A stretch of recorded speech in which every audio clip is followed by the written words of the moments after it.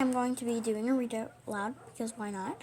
And today we're going to be reading Raggedy Ann and Andy Help Santa Claus.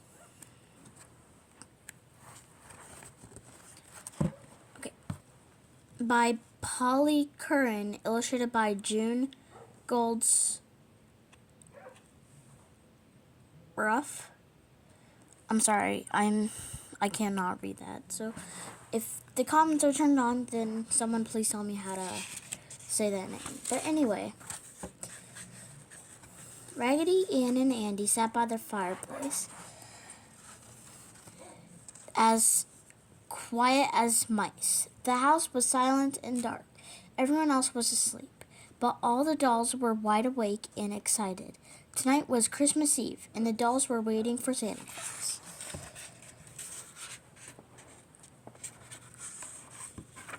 And then we have this page. Give me a second to look at it. Here you go.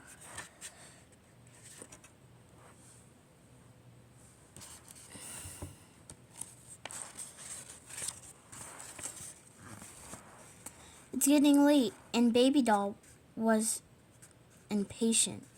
"Where's Santa?" she asked. "I hope he remembers to come," French Doll worried. Raggedy Ann held up her hand. "Shh," she whispered. "Listen." I don't know why I said that. Listen. They all... Sorry.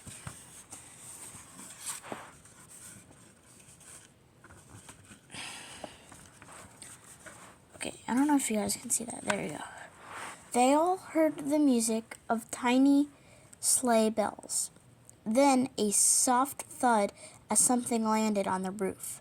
The next moment, whiz! Santa Claus was standing in the living room. "Ho, ho, ho," he boomed happily when he saw all the dolls. "Merry Christmas, little friends."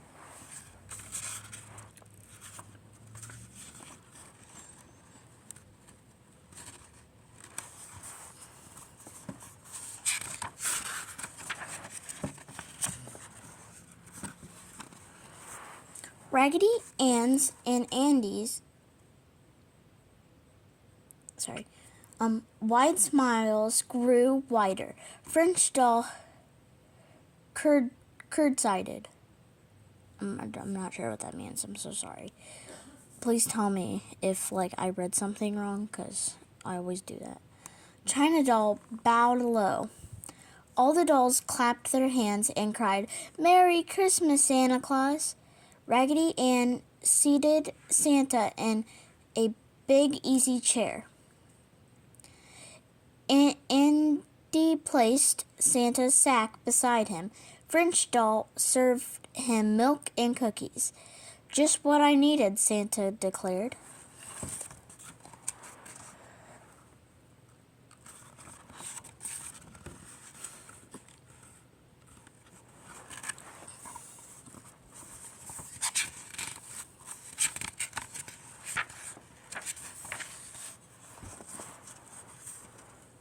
Santa opened his sack and began taking our gifts and putting them under the tree. Just as he finished filling the stockings, bong went the clock in the hall. "Bless my whiskers," Santa exclaimed. I must hurry.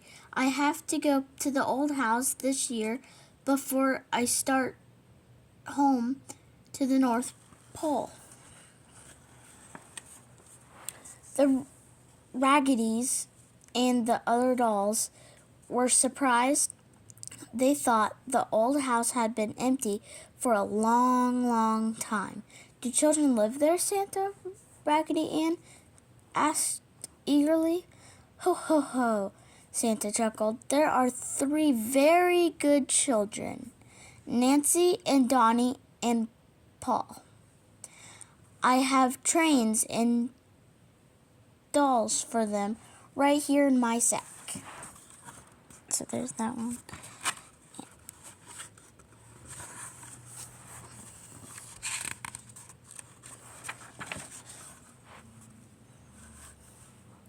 Then quickly Santa slung his sack up on his back. After placing his finger beside his nose, whiz, Santa was gone.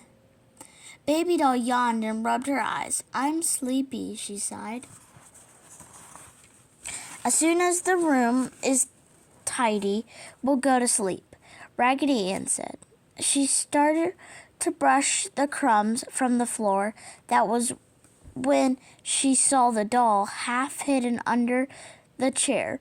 When Raggedy Ann picked up the brand new doll, she found a tag that said, "To Nancy."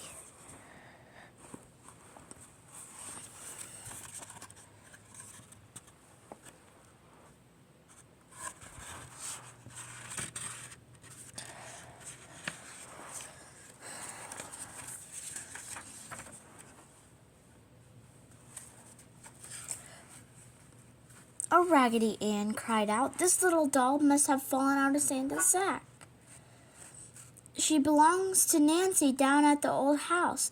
We must take her there," Andy said at once. Then he frowned. "But the old house is far away. How can we get there?" Up spoke Fireman Doll. "We can use my fire engine," he said. Andy shook his head. "Too dangerous," he said.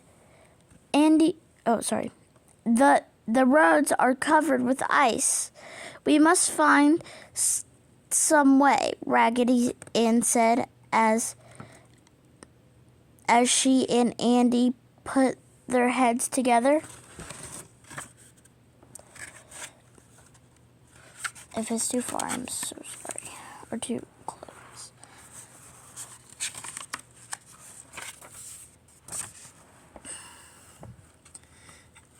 At least Raggedy Ann looked happy. "I know," she cried.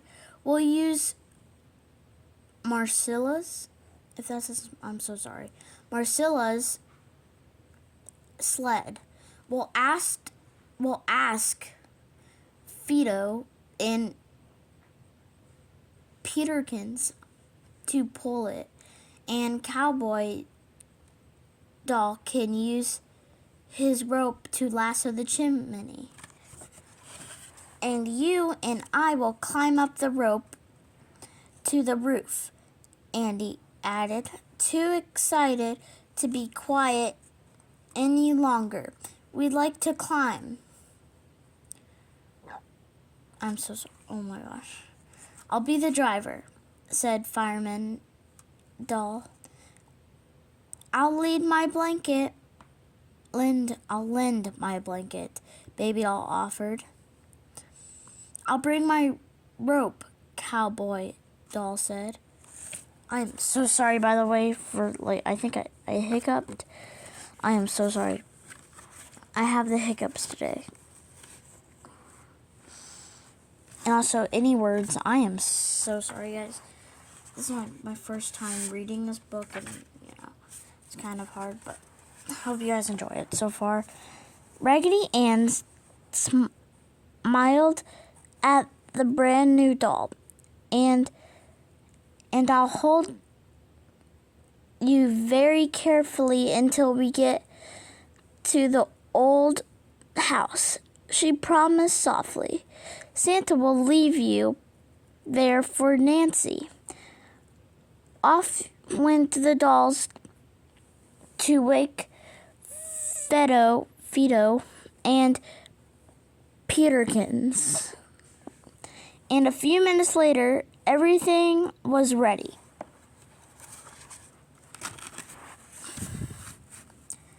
"Go!" Fireman Doll cried out.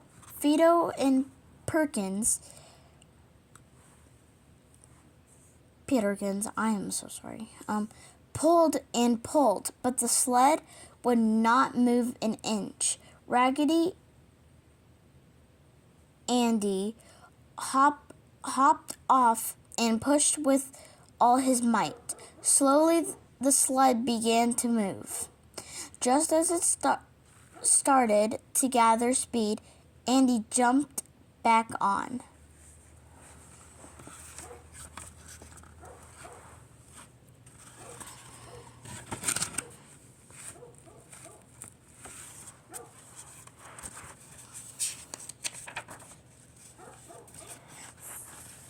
Faster than a rocket, the sled flew down the long dark road toward the old house. The dolls could see Santa on its roof, almost up to the chimney.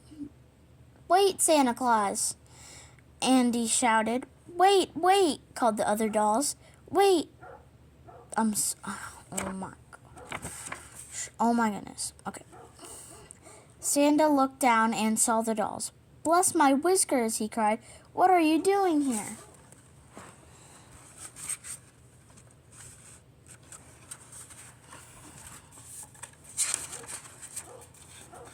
Both Raggedys hopped off the sled. Quickly, Cowboy Doll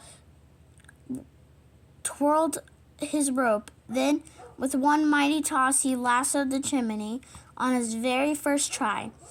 Andy and Ann climbed up the rope, then stepped onto the roof. "We brought you something. Raggedy Ann smiled, handing Santa Claus the brand new doll. "Nancy's doll," Santa exclaimed. "Where did you find her?" Raggedy Ann and Andy told Santa what had happened. "We hoped we'd get here in time to catch you," Ann said. "And we did," Andy grinned.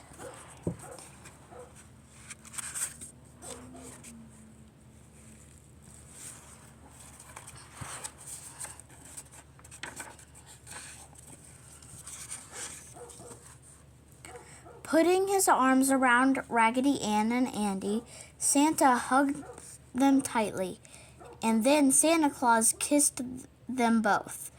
"How can I ever thank you for your help?" he asked. "You just did," Raggedy Ann said shyly. Very gently, she touched the spot on her head where Santa's kiss had been landed. "You sure did," Andy added. He too rubbed his kissing spot.